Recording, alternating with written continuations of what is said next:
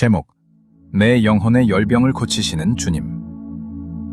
사랑하는 성도 여러분, 그리고 진리를 찾는 구도자 여러분, 안녕하십니까? 새 예루살렘 선교회의 라정채 목자입니다. 우리가 복음서를 읽다 보면 예수님께서 병든 자들을 고치시고 귀신을 쫓아내시는 수많은 기적의 장면들을 마주하게 됩니다. 여러분은 이 기적들을 어떻게 읽고 계십니까? 2000년 전 팔레스타인 땅에서 일어났던 육체적인 치유의 역사로만 이해하고 계시지는 않습니까? 주님의 모든 말씀과 행적에는 영적인 생명으로 나아가는 깊은 하늘의 비애, 즉 영적인 뜻이 감추어져 있습니다. 주님께서 육신의 질병을 고치신 것은 사실 우리 영혼에 깊이 병들어 있는 악과 거짓을 치유하시고 우리를 영적인 죽음에서 건져내시려는 구원의 과정을 보여주시는 놀라운 표징입니다. 오늘은 마가복음 1장 29절에서 39절까지의 말씀을 통해 주님께서 우리 영혼의 열병을 어떻게 치유하시고 진정한 생명으로 인도하시는지 그 깊은 영적 의미를 함께 나누고자 합니다. 본론 1. 시몬의 장모의 열병을 고치시다. 본문 29절을 보면 주님께서 곧 바로 회당에서 나와 야고보와 요한과 함께 시몬과 안드레의 집에 들어가셨다고 기록되어 있습니다.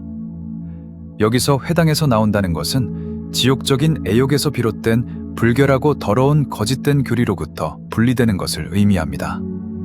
그리고 시몬과 안드레의 집은 사랑과 인애, 즉 의지에 속한 믿음과 순종이 있는 우리의 마음을 뜻합니다. 주님은 바로 거짓에서 떠나 참된 믿음이 있는 마음에 임재하시는 분이십니다. 그런데 그 집에 들어가니 시몬의 장모가 열병으로 누워 있었습니다. 여기서 장모는 소박하고 단순한 진리 안에 있지만 아직 자기 사랑이나 세상 사랑에 속한 악 가운데 놓여있는 상태를 뜻합니다. 그리고 그녀가 앓고 있는 열병은 육신의 체온이 올라가는 병이 아니라 바로 영혼을 태우는 지옥적인 불, 즉 자기 사랑과 세상 사랑에 속한 정욕적인 악을 의미합니다.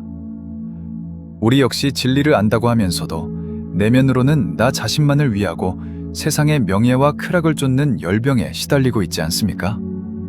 주님께서는 열병으로 누운 그녀에게 다가가 그 손을 잡아 일으키십니다. 여기서 손을 잡는다는 것은 주님의 신령 능력에서 비롯된 깨우침이요 생명의 임리를 뜻합니다. 성원에서 분리된 그 어떤 인간적인 수양이나 지식으로는 이 이기적인 애욕의 열병을 고칠 수 없습니다. 오직 주님의 신령한 능력이 내 마음을 어루만지고 진리로 나를 일으켜 세우실 때 비로소 자기 사랑과 세상 사랑의 열병은 떠나가게 됩니다. 열병이 떠난 그녀가 그들에게 수종 들었다는 것은 악에서 정화된 사람이 이제는 자기를 위해서가 아니라 주님과 이웃을 향한 참된 인애와 사랑의 삶, 즉 삶의 예배를 드리게 되었음을 아름답게 보여줍니다. 본론 2. 해질 무렵의 치유와 귀신을 쫓아내심. 이어서 32절을 보면 오후 늦게 해가 질 무렵 모든 경 있는 자들과 귀신 들린 자들을 그에게로 데려오니 라고 말씀하십니다. 영적인 의미에서 해질 무렵은 아직 사랑과 선에서 멀리 떨어져 있는 상태, 영적인 생명에서 새로운 도약을 하기 위한 직전의 상태를 의미합니다. 사람들은 모든 병 있는 자들과 귀신 들린 자들을 주님께 데려옵니다. 여기서 병든 자들은 악하고 거짓된 것들에 감염된 상태를, 귀신 들린 자들은 육신적이고 이 세상적인 탐욕과 쾌락에 깊이 빠져있는 상태를 뜻합니다. 지옥은 악마들의 왕국, 사탄들의 왕국, 그리고 귀신들의 왕국으로 나뉩니다. 악마는 지배욕에 사로잡힌 의지의 악을, 사탄은 세상 사랑에서 비롯된 명예와 재물의 욕망을, 귀신은 육신적 탐욕의 쾌락을 뜻합니다. 주님께서 여러 가지 심한 병든 자를 고치시고 많은 귀신을 쫓아내셨다는 것은 단순히 육신의 병원균을 없애신 것이 아닙니다. 영적인 질병을 치유하시고 우리를 온갖 이 세상적인 탐욕의 쾌락으로부터 완전하게 분리시키고 정화하시는 구원의 역사를 의미합니다. 우리가 주님의 가르침에 순종하며 죄와 싸울 때 비로소 주님의 능력이 우리 안에서 활동하십니다. 나를 지배하던 이기적인 귀신들이 떠나가고 그 자리에 주님께서 주시는 천개적인 평화와 기쁨이 임하게 되는 것입니다. 건강한 자에게는 의사가 쓸데없고 병든 자에게라야 쓸데있다고 하신 말씀처럼 스스로 영적인 병자임을 깨닫고 주님 앞에 나아오는 자만이 진정한 치유를 얻을 수 있습니다. 본론 3. 한적한 곳에서의 기도와 갈릴리 전도. 35절에는 주님께서 이른 아침 밝기 전 밤중에 일어나 나가 황폐한 곳으로 가사 거기서 기도하시더니라는 말씀이 나옵니다.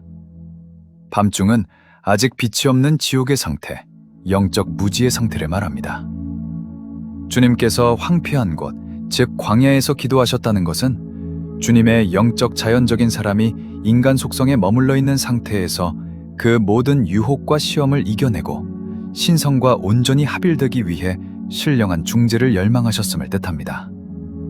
기도는 내 세상적인 욕심을 채워달라고 떼를 쓰는 것이 아닙니다.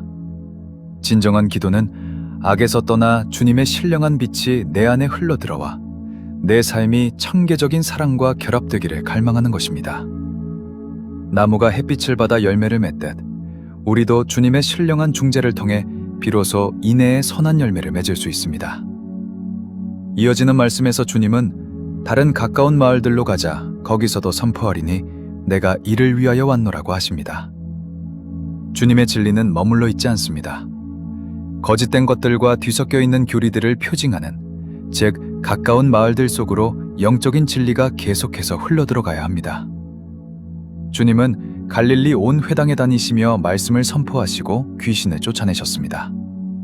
이는 우리의 기억과 지식을 표징하는 갈릴리와 회당이 거짓된 것들로부터 정화되어 참된 기억제 안에서 온전히 선용될 수 있도록 주님께서 부단히 내면에서 활동하고 계심을 뜻합니다. 우리의 영적 중생은 가장 외적인 악에서 떠나는 것부터 시작하여 내면 깊은 곳의 악까지 온전히 씻겨나갈 때 비로소 완성됩니다. 말씀을 맺겠습니다. 사랑하는 여러분, 오늘 나의 영혼은 어떤 상태입니까?